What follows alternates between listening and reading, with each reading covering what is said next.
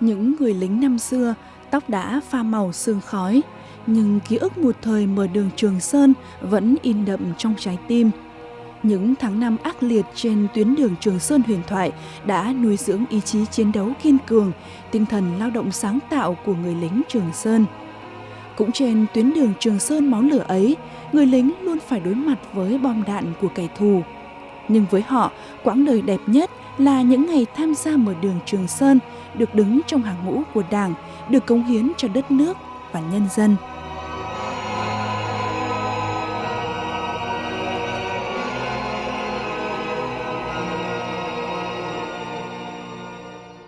Tất cả vì miền Nam được thì tất cả để đến thắng nhiều mới xong được. Cho nên bộ đội Trường Sơn dốc toàn sức lực của mình, kể cả bộ đội thanh xung phong dân qua tuyến, là phải làm được cái việc là đưa sức mạnh của miền Bắc và miền Nam về con người, về vật chất, gồm có vũ khí đạn dược, lương thực thực phẩm, thuốc men, kể cả đưa tiền bạc vào cho miền Nam dưới đó. Để tập trung cho mục tiêu giải phóng miền Nam, thống nhất đất nước, năm 1959, Bộ Chính trị quyết định thành lập Đoàn 559 với nhiệm vụ tổ chức tuyến giao liên vận tải quân sự để chi viện cho chiến trường miền Nam. Đoàn 559 từ một đơn vị vận tải giao liên bước đầu hình thành một lực lượng bộ đội gồm vận tải, bộ binh, công binh, phòng không, thanh niên xung phong, dân công hỏa tuyến, công nhân giao thông, bảo đảm tuyến vận chuyển không ngừng phát triển từ Đông Trường Sơn sang Tây Trường Sơn, từ hậu phương lớn miền Bắc vào các chiến trường miền Nam, Lào và Campuchia, góp phần giải phóng miền Nam, thống nhất Tổ quốc. Những người lính của đoàn 559 năm xưa đã chiến đấu anh dũng, gan dạ trên các tuyến đường máu lửa, góp phần viết nên bản trường ca hào hùng, xẻ dọc Trường Sơn đi cứu nước. Yêu cầu cái bản lĩnh của người công binh là phải thể hiện được cái tinh thần là làm thế nào luôn luôn là giải quyết trong cái trọng điểm đấy hoặc là cái cung đường đấy mình bảo đảm để mà cho xe của chúng ta thường xuyên đi về được an toàn, thì cái đó là cái nhiệm vụ của tôi. Cho nên là trong quá trình làm như vậy thì bản thân là cũng như đồng đội là gặp rất nhiều khó khăn. Nhiều đồng đội của chúng tôi đã hy sinh trên vành tay lái, những chiến sĩ công binh hy sinh ngay ở trên mặt đường.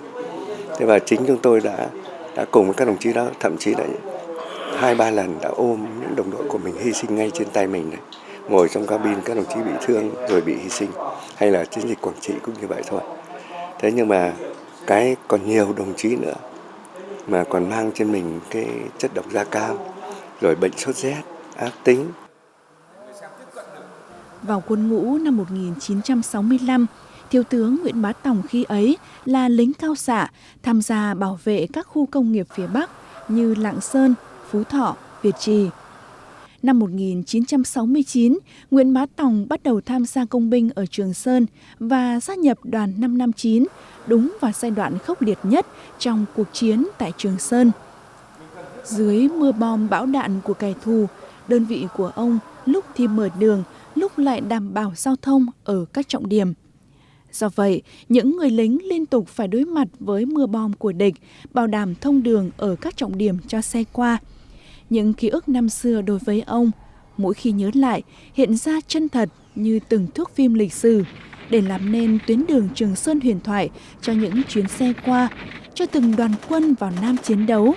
Những người lính đoàn 559 luôn phải đối mặt với sự hy sinh, gian khổ. Nhiều cán bộ, chiến sĩ đã nằm lại trên tuyến đường. Cả một cái bầu trời đấy là tối sầm lại. Thế thì đồng đội mình nằm cạnh, thì cách nhau khoảng độ nửa mét thôi. Thế khi sờ sang thì đã thấy tất cả thân hình của bạn mình trong máu. Thì lúc ấy mình cũng bị thương, nhưng mà mình cố gượng dậy để là cõng bạn đi cấp cứu. Thì đi nửa đường chỉ khoảng độ 5-10 mét là bạn đã hy sinh rồi. Trên con đường huyết mạch Bắc Nam, người lính trẻ Nguyễn Bá Tòng khi ấy đã sử dụng bom tự chế phá tan chiếc xe bốc cháy, kẹt giữa con dốc để thông đường cho các xe chở vũ khí, lương thực, cung cấp cho chiến dịch phản công đường 9 Nam Lào. Ở độ tuổi ngoài 20, Nguyễn Bá Tòng đã làm được một việc mà không phải ai trong hoàn cảnh đó cũng dám nghĩ đến. Đối với ông, đó chỉ là hoàn thành nhiệm vụ được giao, không mang đến sự nguy hiểm của bản thân. Ngoài 20, Nguyễn Bá Tòng đã được phong anh hùng lực lượng vũ trang nhân dân trong thời điểm cao trào của cuộc kháng chiến chống Mỹ. Tòng cũng là một chiến sĩ công binh, đã dũng cảm, lập công xuất sắc, giải tỏa được một cái trọng điểm khi địch đã ác liệt bằng cách là dùng một phá quả bom lấy xuống dưới hố dưới hồ sâu để giải phóng cho xe được qua trọng điểm. Và các hoạt động của anh là liên tục có những cái công lao trong cái việc mở đường, bảo đảm đường của trung đoàn 98, mình trung đoàn anh hùng công binh đầu tiên của chúng tôi. Hôm nay, những người lính năm xưa gặp nhau cùng ôn lại những câu chuyện của lịch sử, câu chuyện của máu, nước mắt và cả sự hy sinh, gian khổ để đạt đến thắng lợi toàn vẹn. Câu chuyện của những người lính đoàn 559 rất chân tình, mộc mạc. 60 năm đã trôi qua với những cán bộ, chiến sĩ như Thiếu tướng Nguyễn Bá Tòng, Đại tá Đậu Xuân Tường hay Thiếu tướng Võ Sở, những thanh niên xung phong, dân công hỏa tuyến của Trường Sơn năm xưa, thì Trường Sơn, đường Hồ Chí Minh gian khổ, ác liệt nhất, song cũng đầy vinh quang. Trường Sơn vẫn vẹn nguyên, khắc khoải và nóng bỏng trong từng hơi thở, trong mỗi con tim của những người lính năm nào.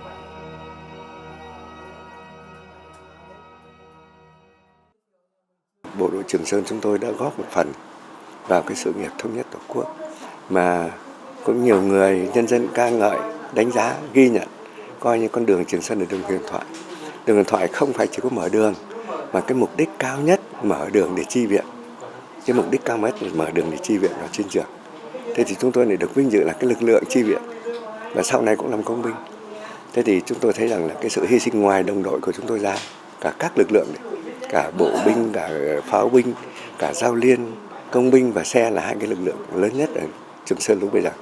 Niềm tự hào của bộ đội Trường Sơn mà kỷ niệm của những cái ngày tuổi xuân đó là tất cả vì miền Nam ruột thịt, tất cả sẽ dọc Trường Sơn đi cứu nước, nhớ lại những cái kỷ niệm đó và rất tự hào là Trường Sơn anh hùng. Bảo tàng đường Hồ Chí Minh, nơi lưu giữ cả một vùng ký ức rực lửa của đường Trường Sơn nửa thế kỷ trước. Hàng trăm bức ảnh, hiện vật quý giá về những năm tháng hào hùng không thể nào quên trên những cung đường Trường Sơn đang phủ kín phòng trưng bày chuyên đề của Bảo tàng đường Hồ Chí Minh. Những hình ảnh, tài liệu, hiện vật tiêu biểu phản ánh quá trình mở đường, vận chuyển hàng trên đường Trường Sơn giai đoạn đầu, quá trình tiến lên cơ giới hóa, thể hiện sự phát triển của mạng lưới giao thông chiến lược, đảm bảo chi viện cho các chiến trường, các trọng điểm ác liệt trên Trường Sơn.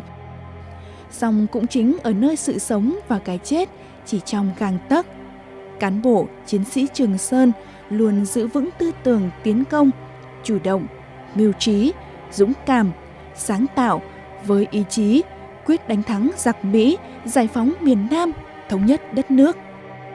Với những người lính Trường Sơn như Thiếu tướng Nguyễn Bá Tòng, Đại tá Đậu Xuân Tường, những kỷ vật lưu giữ tại bảo tàng gắn liền với tuổi trẻ của họ. Với Thiếu tướng Nguyễn Bá Tòng là người am hiểu về các hiện vật được trưng bày ở bảo tàng, mỗi hiện vật lại gắn với những câu chuyện riêng. Đây là cây nhiệt đới, một loại công cụ được địch sử dụng để phát hiện tiếng động, giúp máy bay địch ném bom chiến lược, được anh và đồng đội vô hiệu hóa bằng cách trụm các đầu ăng-ten, lấy dây, áo buộc chặt đầu ăng-ten lại với nhau. Lợi dụng vào cái việc này thì chúng ta có thể làm cái trận địa giả, dùng cái cây ăng-ten này đấy, tức là dùng cái cây nhiệt đới này chúng ta để ở một cái khu vực không có người hoạt động, không có xe cộ. Chúng ta tạo ra âm thanh hoạt động của ô tô, tạo ra âm thanh của con người hoạt động thì lập tức là địch đưa máy bay lên đánh phá khu vực đó, coi như là đánh phá nơi không người, không có hiện vật gì cả. Hầm di động là loại phương tiện giúp bộ đội Trường Sơn tránh bị sát thương khi tháo gỡ bom mìn. Hầm di động chính là điểm nhấn, là minh chứng cho sự sáng tạo, ứng dụng sáng chế để chống lại vũ khí tối tân của địch.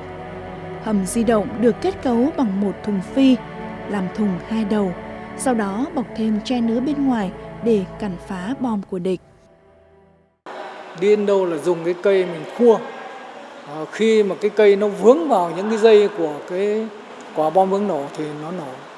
Cho nên là địch ấy là thường là cứ khoảng 4-5 giờ nó mới thả cái bom này để cản phá cái bước tiến của xe chúng ta đi vào ban đêm. Thế cho nên là bộ đội công binh là phải thực hiện cái việc này. Và do cái cách làm như thế cho nên là mình giải phóng đường rất là nhanh. Bên cạnh hiện vật là những hình ảnh người chiến sĩ rạng ngời trong nụ cười tỏa sáng, hay những khoảnh khắc chan chứa yêu thương của tình đồng đội khi họ ngồi sát bên nhau, sẻ chia từng giọt nước cho nhau, đọc thư nhà bên nhau. Sự khốc liệt, những khó khăn gian khổ mà bộ đội Trường Sơn đã chiến đấu trưởng thành trong suốt 16 năm chống Mỹ cứu nước trên đường Trường Sơn huyền thoại. Có lẽ là Bảo tàng Đường Hồ Chí Minh đã góp phần giáo dục truyền thống yêu nước cho các thế hệ trẻ hôm nay về tinh thần yêu nước, lòng tự tôn dân tộc và cố gắng để phát triển, phấn đấu và phát huy tinh thần yêu nước của thế hệ cha anh đi trước đối với việc công cuộc xây dựng bảo vệ Tổ quốc hiện nay. Năm 2011, Hội Truyền thống Trường Sơn Việt Nam Đường Hồ Chí Minh được thành lập để đáp ứng nguyện vọng được làm việc và cống hiến trong thời bình của hàng chục vạn cán bộ, chiến sĩ Trường Sơn năm xưa.